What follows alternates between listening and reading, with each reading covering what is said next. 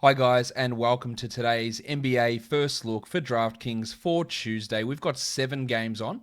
Let's start talking about them right now. The first one of those games is the Nets and the Pistons. Kevin Durant is out.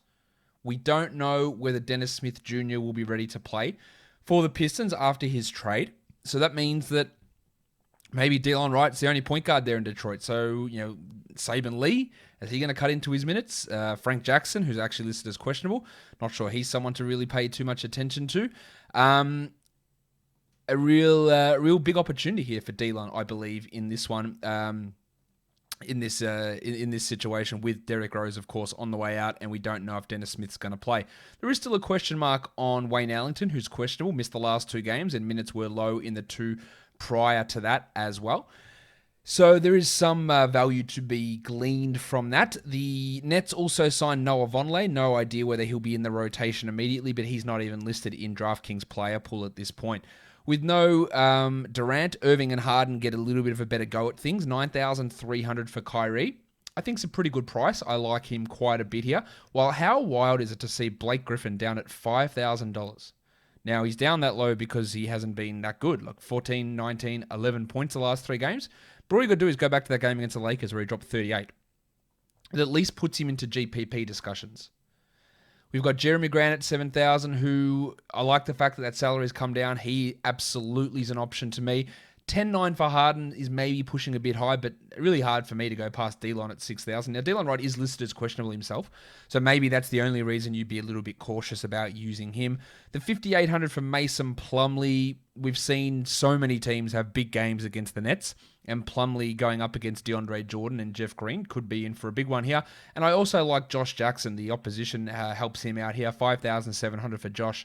Looks to be a pretty good spot in my opinion. The second game, well, we talked about Derrick Rose being traded. Now we talk about the team that Derrick Rose was traded to, the New York Knicks, taking on the Miami Heat.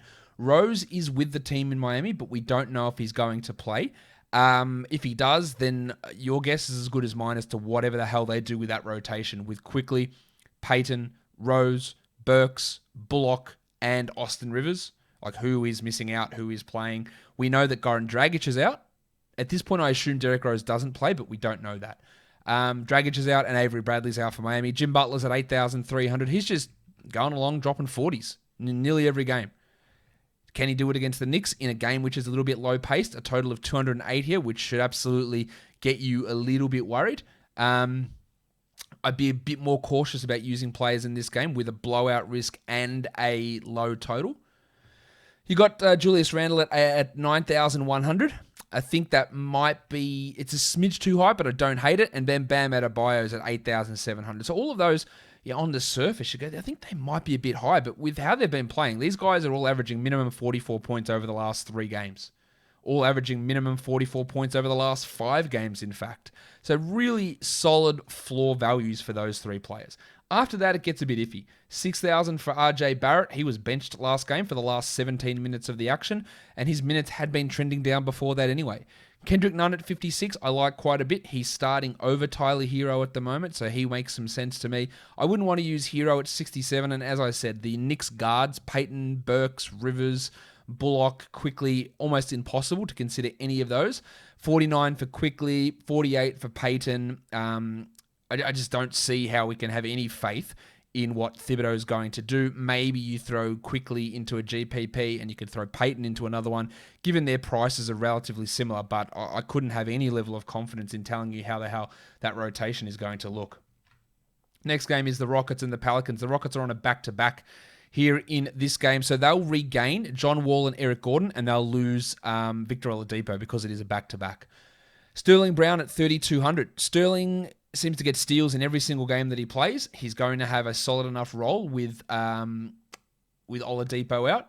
And at 3,200, he can get you 20 points, and I don't mind it. I think that the fact that it was a blowout last game on Monday means that DeMarcus Cousins has been saved a little bit in terms of playing time. He's at 7,400. He can easily be a 40-point producer here, so I like him. And then 73 for John Wall. Looks all right on the surface. I'm not 100% enamored with it, but it's all right.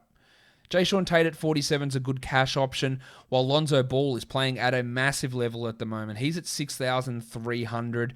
Do I want to use him? The answer to that is probably no. but I'm not 100% against it. 85 for Brandon Ingram feels high, but 82 for Zion feels about right. And I'm not sure Zion's got much upside on that, but I think his floor value is relatively strong at that 8,200 mark. The next game that we take a look at is the Golden State Warriors and the San Antonio Spurs. We saw these teams play against each other on Monday, and they're going at it again here. The Spurs are 1.5 point favorites, and the total is 233 points in this one. We know that Derek White will be out, Kevon Looney will be out, and James Wiseman will be out, while Lonnie Walker will be returning, likely on a minutes limit. He should just jump in and be the starter in place of Derek White. I imagine that's how it's going to go here. DeJounte had an absolute monster against the Warriors on Monday. He's at 6,500. I think there is still value in him at that price without expecting him to replicate what he did on Monday. I think there's still good value there. We don't know if LaMarcus Aldridge is back. He's at 5,300. I wouldn't hate using him against a small lineup of the Warriors if he is ready to play. So he could be a GPP option. I wouldn't feel super comfortable with it, but I think that does help him. If he is out, Jakob Poeltl is at, 6,000? I'm not totally in on Poeltl at that salary. Oubre's at 62, too high for cash, while Curry's at 10.4. I don't know, man. Curry's just been tearing blokes up constantly, just putting up big number after big number. He had another pretty strong game on Monday. 10.4's a lot, though. I'd rather spend that on, say, Kyrie Irving in that earlier game that we talked about already. Pat Mills at 44, I think is worth at least a GPP option. With White out and Walker potentially limited, Mills could step up, while Draymond's at 6,900. And Green has been at least providing us the defensive stats, which were missing for so much to begin this season. 69's a lot, though, for Green, so I'm not totally in on it. And same as the 5,000 for Toscano Anderson. I like that Toscano Anderson price a bit more than Draymond's, but I'm still not 100% sold on either of them being must-roster or must-play guys. The Orlando Magic and the Portland Trailblazers we look at next. No spread or total out at this one. Derek Jones is back, while Michael Carter-Williams is out once more for the Magic, and Al-Farouq Aminu, he could be returning to action for the Orlando Magic. Now, whether he plays or not remains to be seen, but he could be back. Frank Mason, 3,300 for Frank. He came in last game, and what did he put up? 21 fantasy points in his second game. I think that's all right. I wouldn't be totally getting excited about it, but he's at least a GPP option. Damian Lillard is back in action. He's at 10,000. I like him here, and I like Vooch a lot at 8,900. Nick Vucevic has been pretty good. Last game, the exception, but he's been pretty good most of this season. Enes Kanter at 75, I think, is a good cash play, and I think Cole Anthony at 59 is probably a little bit too high. Bob Covington also playing at a higher level at the moment at 5,800. I'm not sure I feel that completely, and I definitely wouldn't want to invest 6,400 in Gary Trent at this point. He's just too hit or miss and too empty in other areas that aren't scoring. Let's take a look at the next one. The Philadelphia 76ers and the Sacramento Kings here. Seth Curry is all the way down at 4,200. He actually beat that number last time. He had 25 fantasy points. He hasn't quite found his form, but there is a chance for him as a GPP guy. I like him there. De'Aaron Fox on an absolute roll at 8,800. At sub 9,000, I do think he's at least interesting, but there is big bust potential there. Simmons is at 84, and he's also playing at a higher level. I like Simmons at 84, and I love Embiid at 10.5. I'm not really sure if the Kings have any way of... I don't know if anyone's got any way of slowing down Joel Embiid at this point. Shake Milton's at 43. I'm not really getting too excited about that, while Tobias Harris at 77. Just really, really solid floor cash game player. Very, very good value for Toby at that salary. The next game we take a look at is the Boston Celtics. That's the last game of the night. They're taking on the Utah Jazz here in Utah. Jaylen Brown has been upgraded to questionable, so that's obviously awesome for his availability. Marcus Smart remains out, while Mike Conley is out for the Jazz, so Joe Ingles will get another start. Rudy Gobert is at 7,200, just comically low to me. He's averaging 39 over the last three. Really good matchup. I love this for Gobert. Well, Jalen's at 75, and if Brown is ready to go, I think I would use him at that salary. Bojan Bogdanovic is at 6,100, and the shots are falling at a high rate for Bogdanovic, but much like Gary Trent, he just doesn't do enough in other areas for me to get super excited about using him here.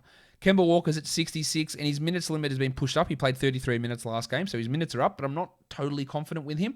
I am confident in Jason Tatum at 9,200. Some pretty good value in Tatum there at that salary. I like that quite a bit. Jordy Clarkson at 6,000, I think he's too high. But Don Mitchell at 81, getting the point guard bump of getting those assists absolutely helps him. Joe Ingles at 5,800, I also think is worth a play with the absence of Conley here in this one. Guys, that'll do it for me. Don't forget, subscribe to this channel, hit the notification bell, give it a thumbs up, leave a comment down below. Good luck with your lineups. You can find me by clicking the link in the description and in the title. Josh Lloyd Fantasy Basketball is my channel. Check me out over there as well, guys. We are done here. Thank you so much for watching, everyone. See ya.